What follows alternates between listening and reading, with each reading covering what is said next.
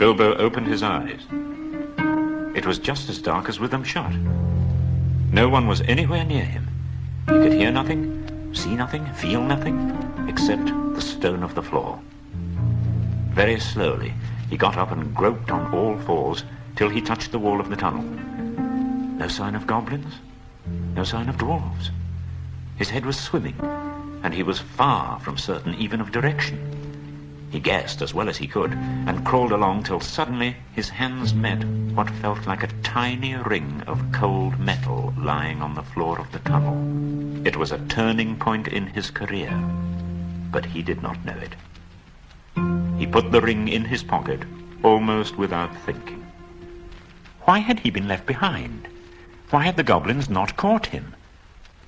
The truth was, he had been lying quiet, out of sight, in a very dark corner. After some time, he felt for his pipe and tobacco. They were there. Slapping all his pockets and feeling all round himself for matches, his hand came on the hilt of his sword, the little dagger that he had got from the trolls. He drew it. It shone, pale and dim, before his eyes. Somehow he was comforted. So it is an elvish blade too. And goblins are not very near, and yet not far enough. Shall I go back? No, that's no good. Sideways? Impossible. Forward? Only thing to do. On we go. So up he got, and trotted along with his little sword, his heart all a pitter and a patter, until, suddenly, without any warning, he trotted splash into icy cold water. He stopped, and he could hear, listening hard, drops drip, drip, dripping from an unseen roof into the water below. There was no other sound. So it is a pool or a lake, and not an underground river. Deep down here by the dark water lived Gollum, a small, slimy creature, as dark as darkness, except for two big, round, pale eyes in his thin face. He had a little boat, and he paddled it with large feet dangling over the side. But never a ripple did he make, not he. He was looking out of his pale, lamplight eyes for blind fish, which he grabbed with his long fingers as quick as thinking. He liked meat, too. Goblin he thought good when he could get it, but he took care they never found him out. He just throttled them from behind if they ever came down alone anywhere near the edge of the water. Gollum lived on a slimy island of rock in the middle of the lake. He was watching Bilbo now from a distance with his pale eyes like a telescope. Bilbo could not see him, but he was wondering a lot about Bilbo as he slowly paddled his boat toward him. Suddenly, up came Gollum and whispered and hissed, "Bless us and splash us, my precious. I guess it's a choice feast, at least a tasty morsel it'd make us." Gollum? And when he said, Gollum, he made a horrible swallowing noise in his throat. That is how he got his name, though he always called himself my precious. The hobbit nearly jumped out of his skin when the hiss came, and suddenly he saw the pale eyes sticking out at him. "Who are you?" he said, thrusting his dagger in front of him. "What is he, my precious?" whispered Gollum. I am Mr. Bilbo Baggins. I have lost the dwarves, and I have lost the wizard, and I don't know where I am, and I want to get out of here." "What's he got in his hands? A sword, a blade which came out of Gondolin," said Gollum, and became quite polite. "Perhaps he sits here and chats with it a bit, see, my precious.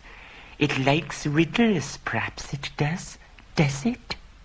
"Very well," said Bilbo, who was anxious to agree until he found out more about the creature. "You ask first." So Gollum hissed, "What has roots as nobody sees, is taller than trees, up, up it goes, and yet never grows." "Easy," said Bilbo. "Mountain, I suppose." Oh, does it guess easy? It must have a competition with us, my precious. If precious asks and it doesn't answer, we eats it, my precious. If it asks us and we doesn't answer, then we does what it wants, eh? We shows it the way out, yes? All right, said Bilbo, not daring to disagree and nearly bursting his brain to think of riddles that could save him from being eaten. 30 white horses on a red hill. First they champ, then they stamp, then they stand still. It was rather an old one, and Gollum knew the answer as well as you do. Chestnuts, chestnuts, he hissed. Teeth, teeth, my precious. Then he asked his second. This time he tried something a bit more difficult and more unpleasant.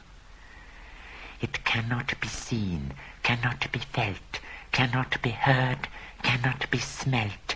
It lies behind stars and under hills, and empty holes it fills. It comes first and follows after, ends life, kills laughter. Unfortunately for Gollum, Bilbo had heard that sort of thing before, and the answer was all around him anyway. Dark, he said, without even scratching his head.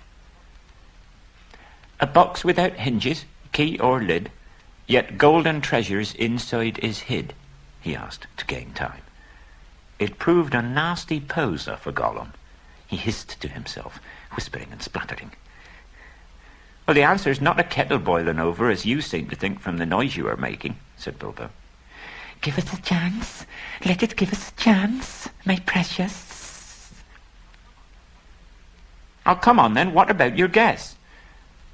But suddenly Gollum remembered thieving from nests long ago and sitting under the riverbank teaching his grandmother to suck. Eggs, he hissed. Eggs it is. Then he asked, alive without breath, as cold as death, never thirsty, ever drinking, all in mail, never clinking. Bilbo sat and cleared his throat once or twice, but no answer came. After a while, Gollum began to hiss with pleasure to himself. Is it nice, my precious? Is it juicy? Is it scrumptiously crunchable? He began to peer at Bilbo out of the darkness. Half a moment, said Bilbo, shivering. I gave you a long chance just now.